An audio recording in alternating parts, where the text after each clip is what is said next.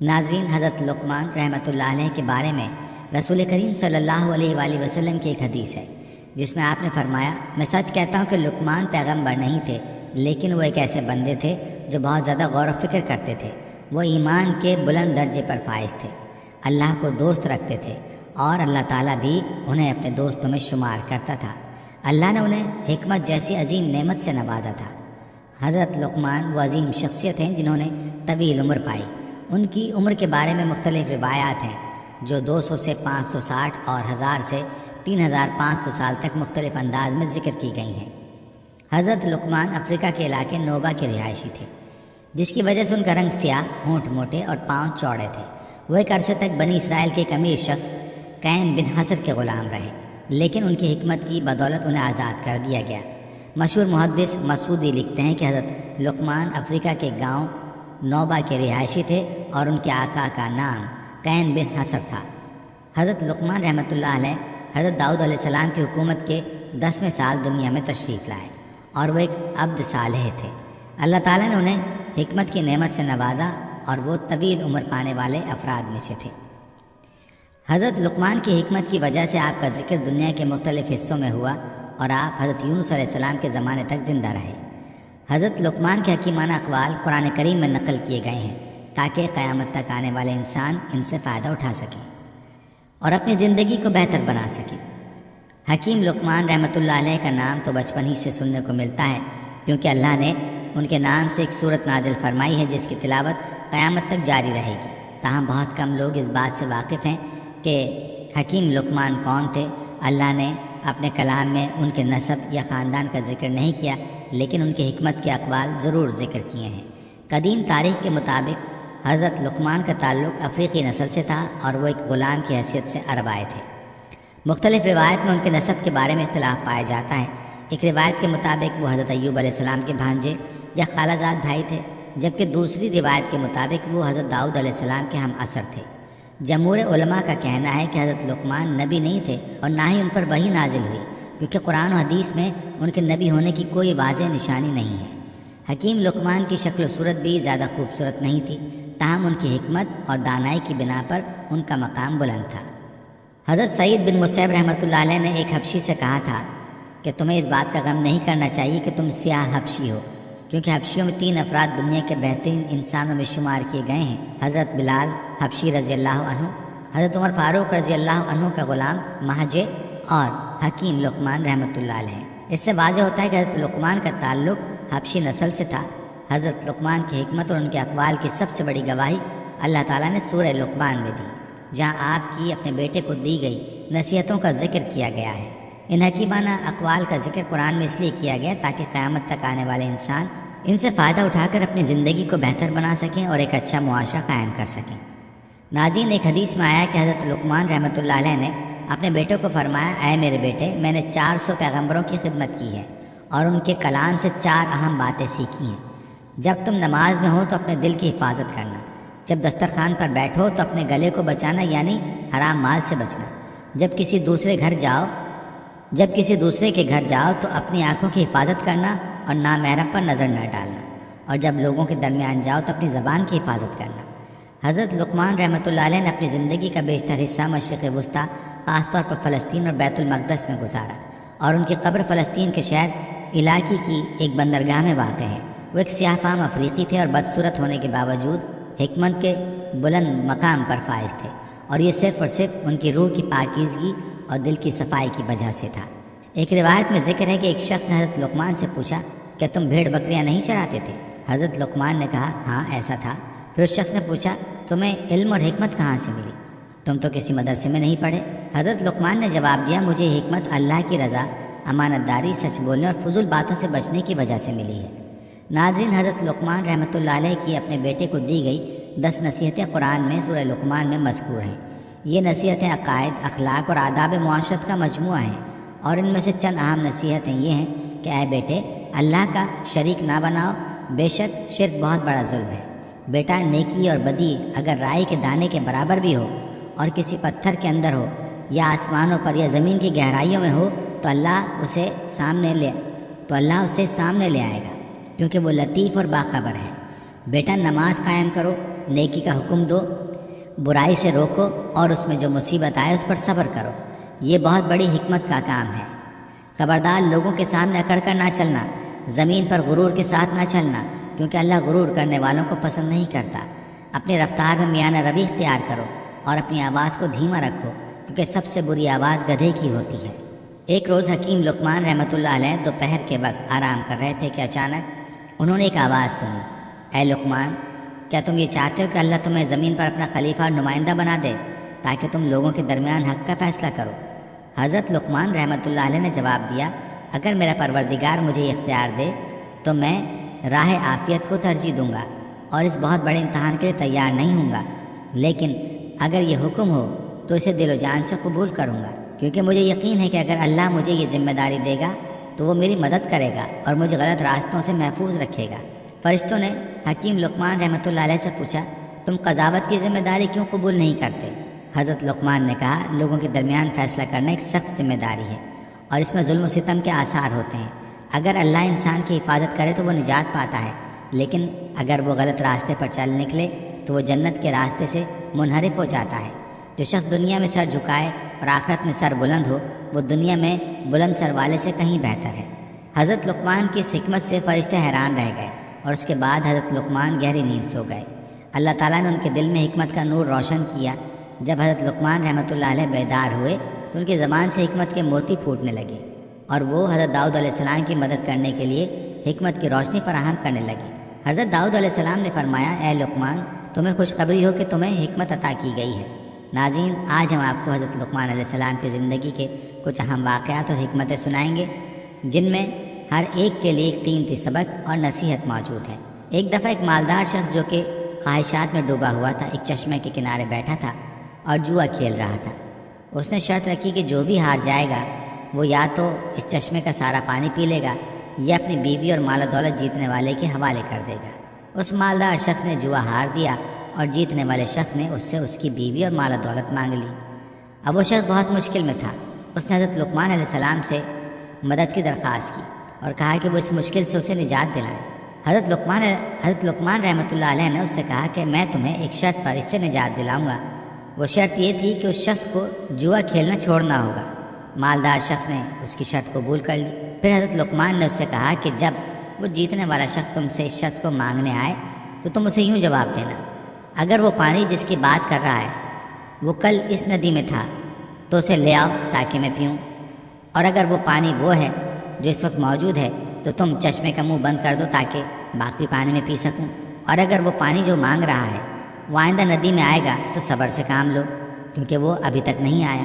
جب مالدار شخص نے جوا جیتنے والے سے یہی باتیں کیں تو اس کے پاس اس کا کوئی جواب نہ تھا اور وہ خاموش ہو گیا۔ اس واقعے کے بعد حکیم لقمان کی حکمت لوگوں کے سامنے آئی اور انہیں پہچانا گیا۔ تاریخی روایت کے مطابق وہ مالدار شخص حضرت لقمان کا آقا قین تھا، جس نے 30 مسکال سونے کے عوض حضرت لقمان کو غلام بنایا تھا۔ اس واقعے کے بعد قین نے حضرت لقمان کو آزاد کر دیا۔ ایک اور واقعے میں حضرت لقمان رحمۃ اللہ علیہ کے آقا نے ان سے کہا کہ ایک بھیڑ ذبح کرو اور اس کے 2 بہترین اعضاء میرے لیے پکاؤ۔ حضرت لقمان رحمۃ اللہ علیہ نے بھیڑ ذبح کی اور اس کا دل اور زبان نکال کر پکائی اور آقا کے سامنے پیش کر دی۔ اگلے دن آقا نے پھر کہا کہ اب ایسی بھیڑ کے 2 بدترین اعضاء پکاؤ۔ حضرت لقمان رحمۃ اللہ علیہ نے پھر وہی دل اور زبان پکا کر پیش کر دیے۔ آقا نے پوچھا، میں نے تم سے کہا تھا کہ بہترین اعضاء پکاؤ اور تم نے دل اور زبان پکائی، پھر میں نے بدترین اعضاء کا حکم دیا، پھر تم نے وہی دل اور زبان پکائی، اس کی وجہ کیا ہے؟ حضرت لقمان رحمۃ اللہ علیہ نے جواب دیا، اگر یہ دونوں اعضاء پاک ہوں تو ایک بہترین اعضاء ہے، اور اگر یہ گناہ اور پلیدی سے بھر جائیں تو یہ بدترین ہے۔ یہ واقعہ حضرت لقمان کی حکمت اور ان کے کردار کی عکاسی کرتا ہے، جہاں ان کے دل و زبان کی صفائی کو ہی حقیقتاً بہترین اور بدترین قرار دیا گیا۔ ایک دن حضرت لقمان کے آقا بیت الخلاء میں گئے اور کافی دیر تک واپس نہیں آئے۔ حضرت لقمان رحمۃ اللہ علیہ نے بلند آواز سے کہا، زیادہ دیر تک بیت الخلاء میں بیٹھنا جگر کے درد اور بواسیر کا سبب بن سکتا ہے، اور بیت الخلاء کی آلودہ حرارت دماغ میں جذب ہو کر مسائل پیدا کرتی ہے، اس لیے اعتدال سے کام لے کر باہر آ جانا چاہیے۔ بعد میں حضرت لقمان کی اس نصیحت کو بیت الخلاء کے دروازے پر لکھ دیا گیا تاکہ دوسروں کو بھی یہ بات سمجھ میں آ جائے۔ حضرت لقمان رحمۃ اللہ علیہ کے آقا کے پاس بہت سے باغات اور غلام تھے۔ حضرت لقمان بھی ان غلاموں میں شامل تھے۔ لیکن آقا جو ظاہری طور پر سوچنے والے تھے انہیں اکثر سرد اور معمولی کاموں جیسے جھاڑو دینے کے لیے لگا دیتے تھے، جبکہ دیگر سفید چمکتے غلاموں کو باغات میں پھل توڑنے جیسے اہم کام دیے جاتے تھے۔ اس طرح حضرت لقمان علیہ السلام کو حقیر سمجھا جاتا تھا، حالانکہ وہ اپنی سیرت و کردار میں تمام غلاموں سے کہیں زیادہ بلند تھے۔ آقا کی یہ روش باقی غلاموں میں بھی حضرت لقمان کے بارے میں بے قدری اور توہین کے جذبات پیدا کرنے کا سبب بنی۔ ایک دن آقا نے غلاموں کو باغات میں پھل توڑنے کے لیے بھیجا، لیکن جب وہ واپس آئے تو انہوں نے پھل کھا لیے اور آقا سے جھوٹ بول کر کہا کہ حضرت لقمان نے تمام پھل کھا لیے ہیں۔ آقا نے جب یہ سنا تو حضرت لقمان کے بارے میں بدگمان ہو گیا۔ حضرت لقمان نے آقا سے کہا کہ وہ سب غلاموں کا امتحان لیں تاکہ حقیقت سامنے آ جائے۔ حضرت لقمان نے تجویز دی کہ انہیں گرم پانی دیا جائے اور پھر آقا گھوڑے پر سوار ہو کر غلاموں کو ان کے پیچھے دوڑنے کا حکم دے، اس سے یہ پتہ چل جائے گا کہ حقیقت میں پھل کس نے کھائے ہیں۔ آقا نے حضرت لقمان کی تجویز پر عمل کیا اور گرم پانی پینے کے بعد سب غلاموں کو دوڑایا۔ جیسے ہی دوڑنے کی حالت میں وہ غلام جو پھل کھا چکے تھے تھوکے گئے اور ان کی حالت خراب ہو گئی۔ اس سے آقا کو سمجھ آ گیا کہ حضرت لقمان نے پھل نہیں کھائے بلکہ دوسرے غلاموں نے جھوٹ بولا تھا۔ حضرت لقمان نے اس امتحان میں سرخرو ہو کر اپنی بے گناہی ثابت کی اور باقی غلام شرمندہ ہوئے۔ حضرت لقمان کا آقا اگرچہ دیگر غلاموں سے محبت کرتا تھا لیکن وہ حضرت لقمان سے خاص محبت کرتا تھا۔ جب بھی آقا کھانا کھاتا وہ پہلے حضرت لقمان کو کھانا پیش کرتا اور وہ جو بچا ہوتا آقا بڑے شوق سے کھا لیتا۔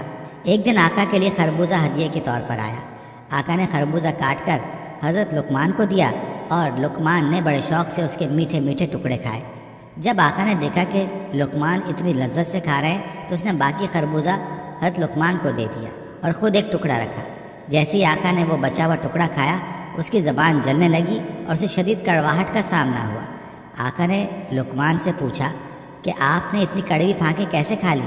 حضرت لقمان نے جواب دیا، آپ نے مجھے سالوں تک میٹھی اور لذیذ غذائیں دیں اور آج ایک کڑوی چیز آ گئی تو اس پر شکایت کرنے کے بجائے حق شناسی اور شکر گزاری کا تقاضا یہی تھا کہ خاموش رہوں۔ حضرت لقمان کی یہ حکمت ہمیں یہ سبق سکھاتی ہے کہ زندگی میں جب کبھی تلخیاں یا مشکلات آئیں تو ان پر شکوہ نہ کریں بلکہ اللہ کی نعمتوں کا شکر گزار ہوں اور ان کے دروازے سے ناشکری سے بچیں۔ ایک دن حضرت لقمان رحمۃ اللہ علیہ نے اپنے بیٹے کو نصیحت کی، اے میرے بیٹے، لیکن وہ اپنی نصیحت ہمیشہ اے میرے بیٹے کے الفاظ سے شروع کرتے تھے، جس سے یہ تاثر ملتا تھا کہ شاید ان کا صرف ایک بیٹا تھا۔ تاریخ میں اس بیٹے کا نام باران درج کیا گیا ہے۔ تاہم حضرت لقمان کی نصیحتیں تمام اولاد کے لیے تھیں اور یہ ایک تجربہ کار خطیب کا انداز ہوتا ہے کہ وہ بڑے افراد کو مخاطب کر کے چھوٹوں کی توجہ حاصل کرتے ہیں اور انہیں اہم باتیں سکھاتے ہیں۔ حضرت لقمان رحمۃ اللہ علیہ نے اپنے بیٹے سے کہا، بیٹے اپنے دل کو لوگوں کی پسند اور ناپسند سے وابستہ نہ کرو، کیونکہ ایسی کوئی چیز انسان کے قابو میں نہیں آتی چاہے وہ جتنی بھی کوشش کرے۔ بیٹے نے کہا، ابا جان مجھے اس بات کو بہتر طور پر سمجھانے کے لیے کوئی عملی مثال دیں۔ حضرت لقمان نے فرمایا، اچھا اٹھو اور گھر سے باہر چلو تاکہ میں تمہیں یہ سبق سمجھا سکوں۔ حضرت لقمان اور ان کے بیٹے گھر سے باہر نکلے۔ ان کے ساتھ ایک گدھا بھی تھا۔ حکیم لقمان اس پر سوار ہو گئے اور ان کا بیٹا پیدل چل رہا تھا۔ جب وہ ایک گروہ کے قریب پہنچے تو لوگوں نے یہ منظر دیکھا اور کہا، یہ بوڑھا کتنا بے رحم ہے کہ خود تو گدھے پر سوار ہے اور اس کا بیٹا پیچھے پیچھے پیدل چل رہا ہے۔ حضرت لقمان نے اپنے بیٹے سے کہا، کیا تم نے ان کی باتیں سنی؟ بیٹے نے کہا، جی ہاں۔ حضرت لقمان نے فرمایا، اب میں پیدل چلوں گا اور تم گدھے پر سوار ہو جاؤ۔ چند قدم چلنے کے بعد حضرت لقمان اور ان کا بیٹا ایک اور گروہ کے پاس پہنچے، جنہوں نے کہا، یہ دونوں کتنے بد تربیت ہیں، باپ کو چاہیے تھا کہ وہ گدھے پر سوار ہوتے اور بیٹے کو پیدل چلنے کا نہیں کہتے۔ بیٹے کو چاہیے تھا کہ وہ اپنے بوڑھے والد پر رحم کرتا اور اسے گدھے پر سوار ہونے دیتا۔ حضرت لقمان نے اپنے بیٹے سے کہا، کیا تم نے ان کی باتیں سنی؟ بیٹے نے کہا، جی ہاں۔ حضرت لقمان نے فرمایا، اب ہم دونوں گدھے پر سوار ہوتے ہیں۔ دونوں گدھے پر سوار ہو گئے اور چلتے ہوئے ایک اور گروہ کے پاس پہنچے، جنہوں نے کہا، دونوں بے رحم ہیں، دونوں سوار ہو کر بے زبان جانور پر سوار ہیں اور اس پر اتنا وزن ڈالا ہوا ہے کہ اس کی کمر ٹوٹ سکتی ہے۔ بہتر تھا کہ ایک سوار ہوتا اور دوسرا پیدل چلتا۔ حضرت لقمان نے بیٹے سے پوچھا، کیا تم نے ان کی باتیں سنی؟ بیٹے نے کہا، جی ہاں۔ حکیم لقمان نے فرمایا، اب ہم دونوں گدھے کے پیچھے پیچھے پیدل چلتے ہیں۔ اب دونوں گدھے سے اتر کر پیچھے پیچھے چلنے لگے۔ جلدی ایک اور گروہ کے پاس پہنچے جنہوں نے کہا یہ دونوں جاہل ہیں، سواری کے ہوتے ہوئے پیدل چل رہے ہیں اور جانور کو خالی چھوڑا ہوا ہے لقمان علیہ السلام نے اپنے بیٹے سے کہا کیا تم نے ان لوگوں کی باتیں سنی؟ بیٹے نے کہا جی ہاں۔ حضرت لقمان نے فرمایا اب کیا ہم لوگوں کو خوش کرنے کے لیے اور کچھ کر سکتے ہیں؟ آخر کار حضرت لقمان نے اپنے بیٹے کو یہ بات سمجھائی کہ جب تک آپ لوگوں کو خوش کرنے کی کوشش کرتے رہیں گے آپ کبھی بھی کامیاب نہیں ہو سکتے۔ اس لیے خدا کی رضا اور خوشنودی کو اپنا مقصد بناؤ تاکہ تم دنیا اور آخرت میں کامیاب ہو سکو۔ روایت میں ہے کہ ایک دن لقمان رحمۃ اللہ علیہ نے اپنے بیٹے کو 3 اہم نصیحتیں کی اور کہا بیٹے ان 3 نصیحتوں کو اپنی یادداشت میں محفوظ رکھو اور ان پر عمل کرو۔ سب سے پہلی بات یہ ہے کہ اپنا راز اپنی بیوی سے نہ کہو۔ دوسری بات یہ ہے کہ حکومتی اہلکاروں سے دوستی نہ رکھو، اور تیسری بات یہ ہے کہ کسی نئے اور مالدار شخص سے قرض نہ لو۔ جب حضرت لقمان دنیا سے رخصت ہو گئے تو ان کے بیٹے نے ان نصیحتوں کو آزمانا شروع کیا تاکہ یہ سمجھ سکے کہ ان باتوں کو ماننے سے کیا نقصان ہو سکتا ہے۔ اس نے گوسفند ذبح کیا اور اس کی لاش کو بوری میں ڈال کر گھر لے آیا، پھر اس بوری کو پلنگ کے نیچے دفن کر دیا اور اپنی بیوی سے کہا کہ میرے ایک دشمن کو میں نے قتل کر کے یہاں دفن کر دیا ہے، اس راز کو چھپانا اور کسی کو نہ بتانا۔ اس کے بعد اس نے اپنے محلے کے ایک حکومتی اہلکار سے دوستی کر لی اور روزانہ اسے دعوت دیتا رہا۔ ایک نیا مالدار نوجوان بھی تھا جس نے محنت کر کے دولت کمائی تھی۔ حضرت لقمان کے بیٹے نے اس سے کچھ درہم قرض لیے اور انہیں گھر میں چھپا کر رکھ لیا۔ کچھ دنوں بعد لقمان کے بیٹے کا اپنی بیوی سے جھگڑا ہو گیا۔ اس نے بلند آواز میں کہا اے خون ریز عورت، تم نے ایک بے گناہ شخص کو قتل کر کے دفن کر رکھا ہے اور اب مجھے بھی مارنے کی کوشش کر رہی ہو۔ یہ آواز حکومتی اہلکار کے کانوں تک پہنچی جو حضرت لقمان کے بیٹے کا دوست بن چکا تھا۔ وہ فوراً بادشاہ کے پاس جا کر ساری بات بتایا۔ بادشاہ نے حکم دیا کہ اس قاتل کو حاضر کیا جائے۔ حکومتی اہلکار حضرت لقمان کے بیٹے کو پکڑنے آیا اور اسے دربار میں لے گیا۔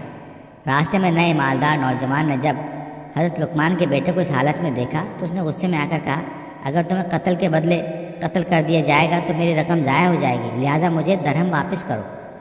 اس نے حضرت لقمان کے بیٹے کی بے عزتی کی۔ لوگ وہاں جمع ہو گئے اور حضرت لقمان کے بیٹے کو بادشاہ کے دربار میں لے گئے۔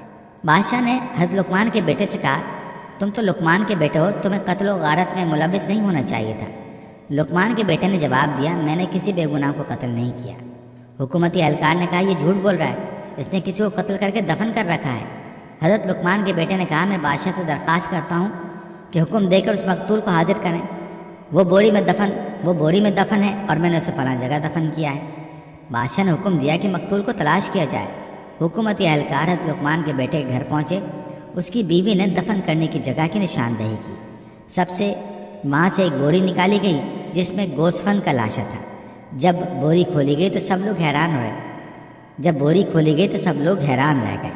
بادشاہ نے پوچھا بیٹے تم نے گوسفند کو کیوں دفن کیا؟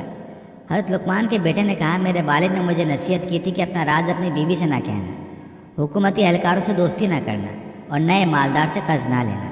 میں نے ان نصیحتوں کو آزمایا اور اب میں سمجھ گیا ہوں کہ میرے والد کی باتیں حقیقت پر مبنی تھیں۔ اس کے بعد حضرت لقمان کے بیٹے نے ان نصیحتوں کو دوسروں کے سامنے بیان کیا اور کہا جو شخص ان باتوں پر عمل کرے گا اس کی دنیا اور آخرت کی کامیابی ممکن ہے۔ حضرت لقمان نے اپنے بیٹے کو جو حکمت کی نصیحتیں کی وہ نہ صرف اس وقت کے حالات کے لیے مفید تھیں بلکہ ہر دور اور ہر زمانے کے انسان کے لیے ایک رہنمائی کا خزانہ ہے۔ ان نصیحتوں میں زندگی کے مختلف پہلوؤں کے بارے میں گہری بصیرت اور سچائی موجود ہے جو انسان کو کامیاب، خوشحال اور اخلاقی طور پر درست زندگی گزارنے کی ترغیب دیتی ہے۔ سب سے پہلی نصیحت جو حضرت لقمان نے اپنے بیٹے کو کی وہ دنیا کے بارے میں تھی۔ حضرت لقمان نے فرمایا دنیا پر بھروسہ نہ کرو کیونکہ اس میں گناہ اور شیطان کی موجودگی ہے۔ دنیا کو اپنے لیے قید خانہ سمجھو تاکہ آخرت میں تمہیں جنت نصیب ہو۔ اس نصیحت میں حضرت لقمان نے دنیا کی فانی نوعیت اور اس میں موجود چیلنجز، گناہ اور شیطانی فریب سے خبردار کیا۔ وہ چاہتے تھے کہ ان کے بیٹے کا دل دنیا کی عارضیت اور فریب سے نہ بہلے بلکہ وہ اپنی آخرت کی تیاری کرے۔ دنیا کا عارضی مقام ہے اور اس میں انسانوں کو بہت سی آزمائشوں کا سامنا کرنا پڑتا ہے۔ اس لیے حضرت لقمان نے دنیا کو قید خانہ سمجھنے کی ہدایت دی تاکہ انسان اپنی زندگی کا مقصد صحیح طور پر پہچانے اور اسے آخرت کی فلاح کی طرف موڑ سکے۔ دوسری نصیحت بیٹے پہاڑ کو اپنی جگہ سے نہیں ہلا سکتے، اس لیے بلا وجہ مشکلات اور بوجھ اپنے کاندھوں پر مت لو۔ حضرت لقمان نے اس بات کی طرف اشارہ کیا کہ انسان کو اپنے معاملات اور مشکلات کو حکمت و تدبر کے ساتھ دیکھنا چاہیے۔ اگر کوئی مسئلہ حل نہیں ہو سکتا تو اس کے پیچھے زیادہ جد و جہد کرنے کے بجائے صبر اور سکون اختیار کرنا چاہیے۔ اس نصیحت میں یہ پیغام دیا گیا کہ انسان کو ان مسائل سے دور رہنا چاہیے جو اس کی زندگی کو غیر ضروری طور پر پیچیدہ بنائے۔ بے جا فکروں اور بوجھوں کو اپنے دل و دماغ میں جگہ دینا انسان کو پریشان کر دیتا ہے۔ لہٰذا حضرت لقمان نے بیٹے کو سکھایا کہ زندگی میں توازن اور سکون برقرار رکھنا ضروری ہے۔ حضرت لقمان کی تیسری اہم نصیحت تھی کہ بادشاہوں کی ہمسائیگی مت کرو کیونکہ وہ تمہیں ہلاک کر دیں گے، ان کی پیروی سے بچو ورنہ تم کافر ہو جاؤ گے۔ اس نصیحت میں حضرت لقمان نے حکمرانوں اور طاقتور لوگوں کے ساتھ بے جا تعلقات رکھنے سے منع کیا۔ ان کی پیروی انسان کو غلط راستوں پر لے جا سکتی ہے۔ اگر وہ حکمران یا طاقتور لوگ اپنی خواہشات یا غلط فیصلوں کے پیچھے چلتے ہیں تو ان کی پیروی کرنے سے انسان کا ایمان بھی خطرے میں پڑ سکتا ہے۔ حضرت لقمان نے اس بات کو اجاگر کیا کہ انسان کو اپنی ایمانداری، سچائی اور اللہ کے ساتھ تعلق کو ترجیح دینی چاہیے اور ان لوگوں سے بچنا چاہیے جو دنیاوی طاقت اور مفادات کے پیچھے چل رہے ہوں۔ حضرت لقمان نے اپنے بیٹے کو یہ بھی فرمایا کہ کمزوروں اور حاجت مندوں کے ساتھ رہو اور ان کے ساتھ ہمدردی کرو۔ اس نصیحت میں حضرت لقمان نے انسانیت کی اہمیت اور دوسروں کے ساتھ ہمدردی کی بات کی۔ جو لوگ دنیا میں کمزور اور محتاج ہیں ان کے ساتھ تعلق رکھنا، ان کی مدد کرنا انسانیت کا حصہ ہے۔ حضرت لقمان نے اپنے بیٹے کو سکھایا کہ کسی انسان کی حالت اور حیثیت کے مطابق اس کے ساتھ حسن سلوک کرنا ضروری ہے اور ضرورت مندوں کی مدد کرنا اللہ کی رضا کا سبب بنتا ہے۔ ایک اور اہم نصیحت حضرت لقمان نے یہ دی کہ اگر تمہیں قیامت کے بارے میں شک ہے تو نیند سے بیدار ہونے کو اپنی حقیقت سمجھو، کیونکہ نیند موت کی مانند ہے اور بیدار ہونا قیامت کے بعد کی زندگی کی طرح ہے۔ اس نصیحت میں حضرت لقمان نے قیامت کے دن کے بارے میں یقین کو مستحکم کرنے کی کوشش کی۔ انہوں نے فرمایا کہ نیند موت کے قریب ترین چیز ہے اور جب انسان بیدار ہوتا ہے تو اس کا بیدار ہونا قیامت کے بعد کی حقیقت کو سمجھانے کی طرح ہے۔ حضرت لقمان کی یہ بات ہمیں اس بات کی طرف متوجہ کرتی ہے کہ قیامت کا دن ہر انسان کا انتظار کر رہا ہے اور اس دن کے لیے تیاری کرنا ہماری زندگی کا سب سے اہم مقصد ہونا چاہیے۔ حضرت لقمان نے اپنے بیٹے کو جو حکمت کی باتیں کیں ان کا مقصد اسے ایک اچھا مسلمان، انسان اور معاشرتی فرد بنانا تھا۔ ان کی نصیحتوں میں دنیا کی فانی نوعیت، اللہ کی رضا کا تعاقب، عبادت کی اہمیت اور اخلاقی اقدار کو مضبوطی سے قائم رکھنے کی بات کی گئی تھی۔